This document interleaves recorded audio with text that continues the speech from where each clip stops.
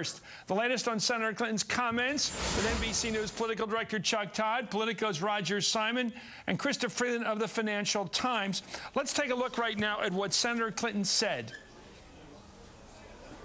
My husband did not wrap up the nomination in 1992 until he won the California primary somewhere in the middle of June, right?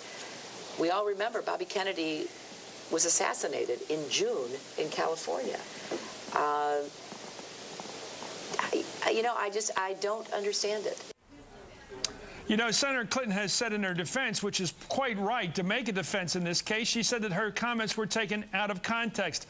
I would suggest that she didn't say them in context. They came out to the public in the context of the following, unintended or not. The Ted Kennedy health problem right now, which everybody cares about. The fact that everyone cares about the safety of Barack Obama and worries about it. The fact that some of us feel a sort of deja vu about 1968 all the time, just in general, atmospheric terms, not about an assassination. The sense that, that Barack Obama is staying in the race for some outside event, not Barack Obama, Hillary Clinton, for some outside event. Obviously not this tragedy, but something like another Jeremiah Wright story. There's a lot of context. And then the horrendous joke by Huckabee last week, where he talked about, week before last, where he talked about a noise at an NRA convention. He's thinking, let's say comically, that it must have been Barack Obama falling off his chair because he saw somebody with a gun, as if that could ever be funny. Here's Senator Clinton, by the way, explaining her situation in the New York Daily News on Sunday. Quote, "I want to set the record straight. I was making the simple point that given our history, the length of this year's primary contest is nothing unusual.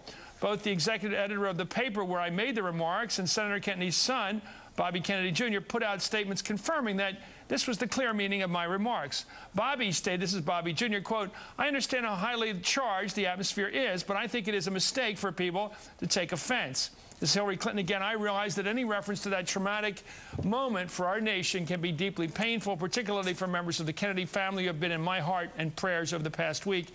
And I expressed regret right away for any pain I caused, but I was deeply dismayed and disturbed that my comment would be construed in a way that flies in the face of everything I stand for and everything I am fighting for in this election."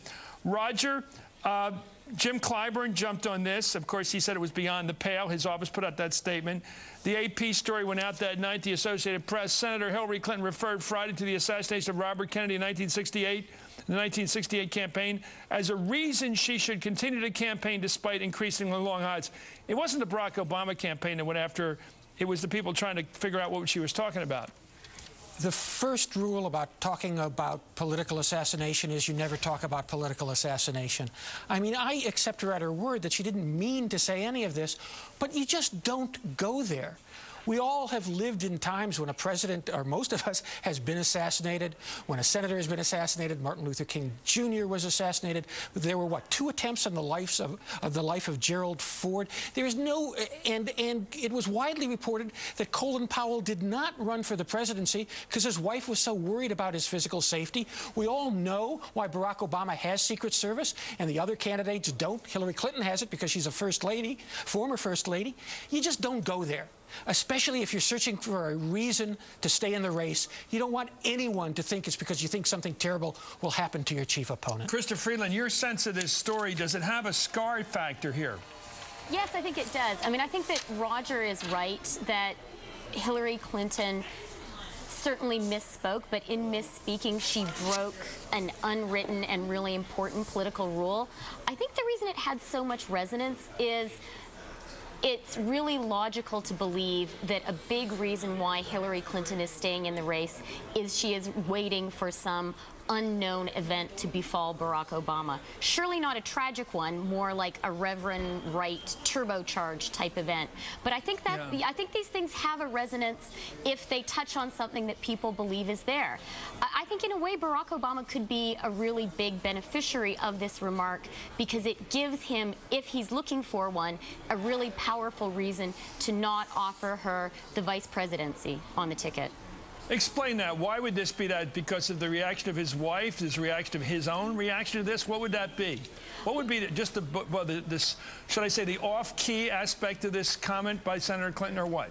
Well, first of all, you know, I certainly don't know what is in Senator Obama's mind, and it could well be that in the end, Senator Obama calculates that actually offering Senator Clinton a place on his ticket would make them more electable, and I think that if that's the case, he would offer it to her.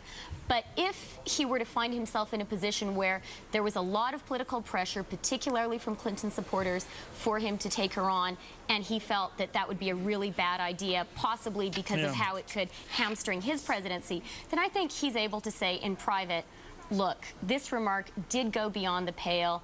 Maybe it was a misstatement, but it spoke to some real concerns about my own personal safety, and I'm sorry, I just can't work with a person who was able to say that.